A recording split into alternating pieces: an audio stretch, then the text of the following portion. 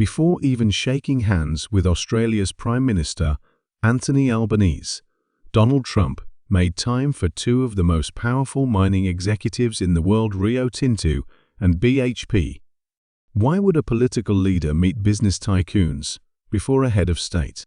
The answer could reveal how money, resources, and power are shaping the future of U.S.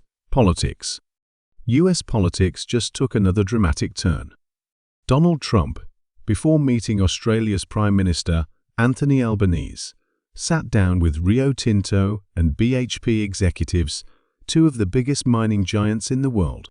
This unexpected move has everyone asking, is Trump putting business deals ahead of diplomacy? And what does this mean for America's future on the world stage? Donald Trump's latest move is already stirring waves across the political and business landscape. Reports confirm that before meeting with Australian Prime Minister Anthony Albanese, Trump sat down with top executives from two of the world's biggest mining giants, Rio Tinto and BHP.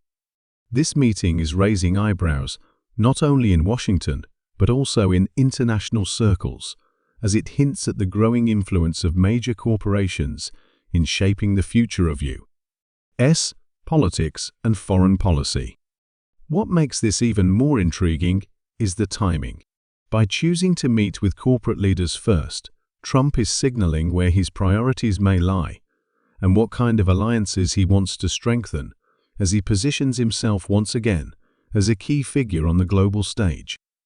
Rio Tinto and BHP are massive players in the global mining industry, especially when it comes to resources like iron ore, copper, and critical minerals that are vital for renewable energy, electric vehicles, and high-tech industries.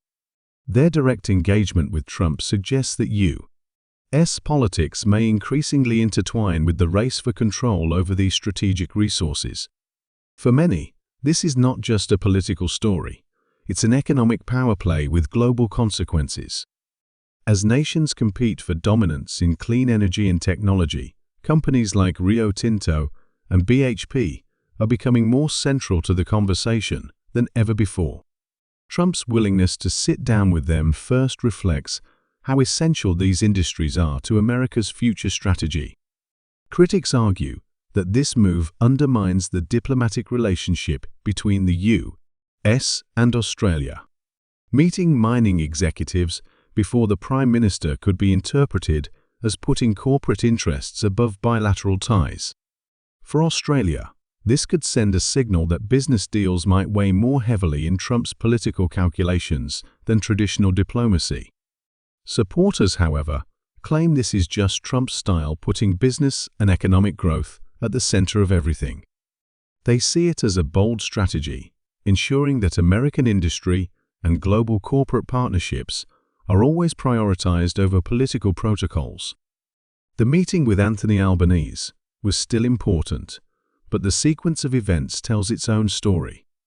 At a time when Australia is navigating its role in the U.S.-China rivalry and dealing with complex issues like trade, security, and climate policy, Trump's focus on mining executives first could set the tone for how future relationships are handled. It shows that economics, resources, and business influence are increasingly central to global diplomacy, perhaps even more than political discussions. For Trump's domestic audience, this story also feeds into the narrative he has long pushed, that America must prioritize economic strength, energy independence, and big deals over traditional politics. Many of his supporters will see this as him once again doing business first and standing up for U.S. interests. But it also raises questions about how much influence multinational corporations can and should have in shaping the direction of U.S. foreign relations. This development highlights a growing reality. Business leaders and corporate giants are becoming as influential as heads of state in today's political theater. Trump's meeting with Rio Tinto and BHP executives before sitting down with Albanese is a symbolic move that reflects the merging of economic power and political strategy.